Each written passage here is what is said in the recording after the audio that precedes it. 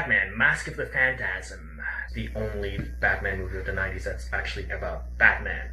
Who's voiced by Kevin Conroy. He's the definitive Batman voice as far as I'm concerned. Christian Bale doesn't really compare to that. Poor Christian Bale. Yeah, Jack Nicholson wannabe. Bruce Wayne's old college girlfriend, Andrea Beaumont, voiced by Dana Delaney, comes back to Gotham, and we find out through flashbacks that she's integral to the creation of the Batman persona. Meanwhile, there's a vigilante killer called the Phantasms, voiced by Stacy Keach, who's going around knocking off mobsters. Joker eventually makes an appearance, and he's voiced by Mark Hamill. I think he's my favorite Joker. He does have that comic timing that's missing from earlier interpretations of the Joker. He's actually fun, he likes to laugh, and he brings you along with him. Yeah, he's what if Bugs Bunny was a killer, essentially. Exactly, yeah. The most modern interpretation is what comic fans seem to forget in their obsession with angst, is that the goofiness actually makes him a more compelling character in terms of his relationship with Batman. It just makes me laugh just to watch the two of them interacting together. The fact that the Batman kind of plays Joker's straight man. He seems pretty gay to me. Well, actually, let's talk about the Andrea Beaumont character. What's great about her is that she's actually a full-rounded character. She's sassy. She's very modern. Yeah. She's intelligent. She's clearly motivated by her own interests, as well as being very companionable when she meets with the Bruce Wayne character. There's a lot of depth to her. When you have a movie about a certain character and you create a love interest, that love interest in lesser movies will often be created in terms of how compatible they are to the hero. How much can she bring to Batman would be the typical way of doing it. And in Mask of the Phantasm, Andrea Beaumont is created as a character who you feel that, yes, she could bring some stability to Batman, but he's good for her. Mm-hmm. And it's not just her being good for him. Yeah. The complete opposite of Vicky Vale, in other words. Oh god, yes.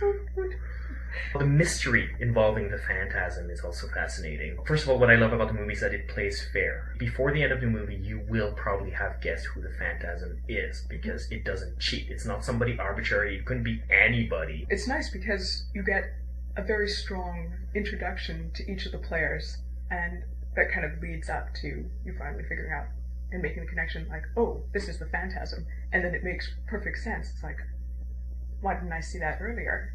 And what's beautiful is that the answer is satisfying, not just in terms of the mystery, but in terms of the character drama.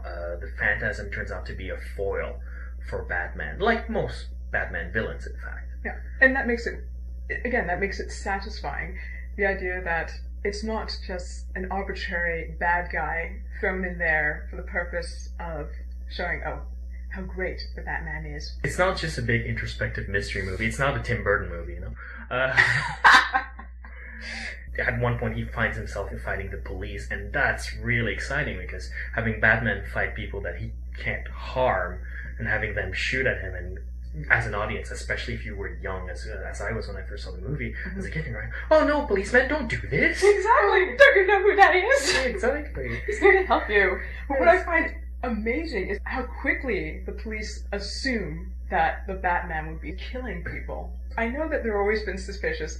They always have this feeling that he's really close to that line, you know, and maybe they figure, okay, he just went over it. But part of me is like, he still hasn't earned your trust after all this time. Perhaps because he does wear the mask, and you can't really get to know him on a personal level? What Batman needs to do is organize a big barbecue. Exactly. It's like, everyone, come. Or potluck. Potluck is always nice, though. Yes. Yeah. Everyone gets to show off their different sort of personalities, what they like. I think you put your fingers on it, a finger on it, not fingers. The whole idea is to represent the fact that he's always been walking that line, so it's very easy for people to assume that he turned into a criminal. It just reinforces the point that Batman is always on that line, and he's barely got law enforcement support because he's skating so close. I think that's the idea. Yeah. Also, the movie does provide a slimy DA to rile people up against Batman. Exactly, So that's true. They do give us some excuse to believe it. Yeah, I'll give it an A.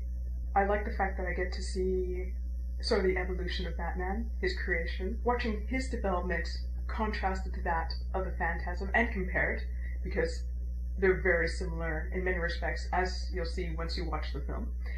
And great action sequences, especially the end, so watch for it. It's great. It's so satisfying. Are you talking about the scene in the World of the Future? Yeah, the World of the Future. Love it. When you get to it, you'll know what I'm talking about. I feel the same way about the movie, but I do want to warn people that this was a very low-budget theatrical release. The animation serves the mood, it serves the story, but it doesn't go all out to show how rich it is. Mm-hmm.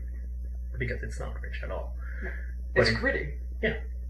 But it's a terrific movie and the only detective story in all of Batman's movie history. I'm going to give it an A-, not because I disagree with anything that Kazim said, it's just that I'm just less generous, generally, especially as a lover.